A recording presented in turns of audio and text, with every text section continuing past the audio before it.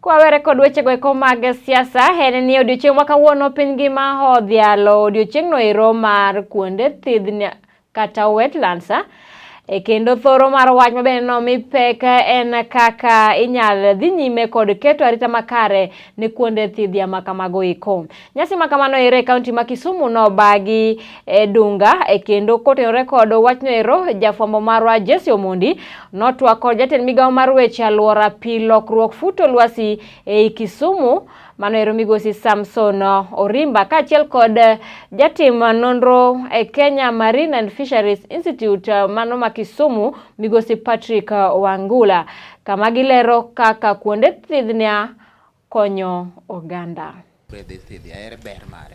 Ero kamano ahinya. Kamane kaka ne ji okawe chon. Ji ne kawe ni kuonde Thidhia gin kuonde ma kata nyalo kelo malaria. To kaluwore gi nonro kata ma Kemfri timo to biro karachiel miluongo ni co-management tich mitiyo karachiel wanwang'o ni Thidhia en kama ber malich kendo en kama wanyalo wacho ni Thidhia en supermarket of goods kama gik mang'eny mabecho becho yudore. Thidhia en kama nikech Thidhia ka wacho ni mana mar Thidhia en kama pi okring pi ochung'e kwa muda nyalo bedo ni better part of the year pi okring kanyo pi ni kanyo. To research kata nonro ma wan watimo kaka Kenya Marine and Fisheries Research Institute wacho ni tie le kata mana plants madak mana kama kanyo. Obed winy, obed thuol, to gigi te e gima waluongo ni ecosystem. Gigi te muhimu in one way or another.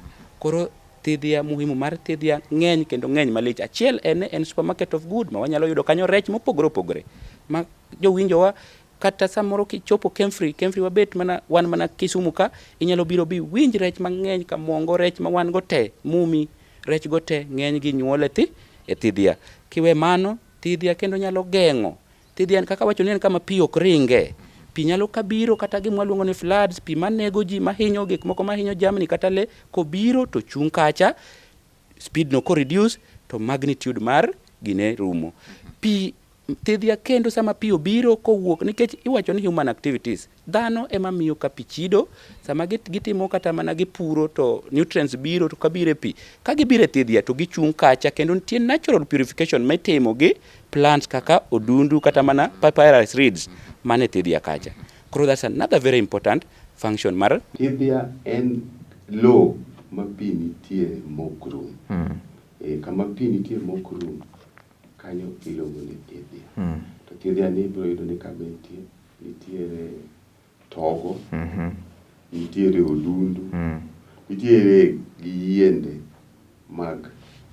matiyo gi pi. Matiyo pi, matiyo gi pi mang'eny. Koro mano e kama Thidhia ni yudore kendo mano e gima iluongo ni Thidhia. Koro kama pi nitie e low mokrum mane iluongo ni Thidhia. Ang'o miyo wal ni odiochieng' to kwang'iyo ni ang'o miyo wal ni odiochieng' nyiso ni en tiere kaka en important ne piny mangima kata sirikand Kenya gi mag kaunti. Ang'o miyo iwalo ni odiochieng' miwacho ni yaw Thidhia ni we waket ni odiochieng' ma bende wadhiale godo. Wadhialo Thidhia kendo keto odiochieng' nikech Thidhia en kama miyowa pi. Thidhia en kama miyowa kuonde ma rech nyuolie.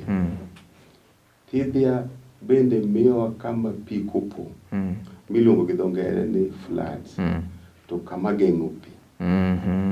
Kendo pi dhi kanyo koro ok en japiny. Kendo Thidhia en kama chungonwa pi. Thidhia kendo gima Thidhia timo Thidhia chungonwa hewa iluongo ni carbon. Koro magi duto te kwa keto mwang'eyo ni ber mar Thidhia momiyo en odiochieng' ma nyaka wawach weche mag Thidhia kaka wanyalo rito Thidhia ma wantie mondo gik ma wachogo wabed ka wayudo konyruok kuom weche mag Thidhia no. Waziri kaka in jalno bende koro telo ne weche mago mag alwora ere kaka tende kaunti ma Kisumu bende dwaro mondo one ni Thidhia bende koro dhano ok oketho to kod bende ok okethore mondo mi tije ma osebedo koro otimo mikwano kanyogo bende koro dhi nyime makare. Tend kaunti ma Kisumu time ang'o Thidhia nikech Kisumu oluoro nam ma bende kuonde ma Thidhia ng'enye ahinya? Adwaro mondo adog chien mondo awach ni tim mar Thidhia ma igani en ang'o.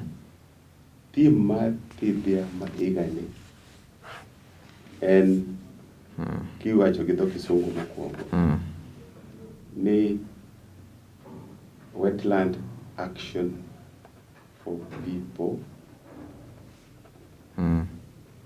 For people, For people and nature.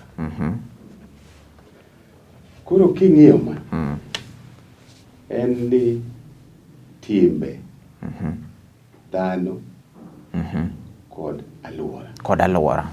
Mano thuon wach ma igani. Mano tim mar Thidhia mwaka mar 2022 kod 22. Koro en gimane mwatimo mondo Thidhia ma wan go warite yo moro makare ne kawuono kendo ngima mabiro. Wan kaka Kisumu County Thidhia ma wan go nyaka waritgi. Ma Thidhia ma wan go en Ombei, Nyando, Dunga gi pap Nyamtoe. Magwante Kisumu County. Thidhia ma wan go nyaka waritgi e yo moro makare. Nyaka wabed ni wang'iyo ni ere kaka wanyalo tiyo gi pesa, ere kaka wanyalo tiyo gi rieko, ere kaka wanyalo tiyo gi siasa mondo warit Thidhia ma wantiego. Nikech gine ma gimiyowa pi, gine ma gibedo kuonde ma rech nyuolore, gine ma gibedo kuonde ma ka pi opong' mang'eny to gigeng'o pi kik keny japiny.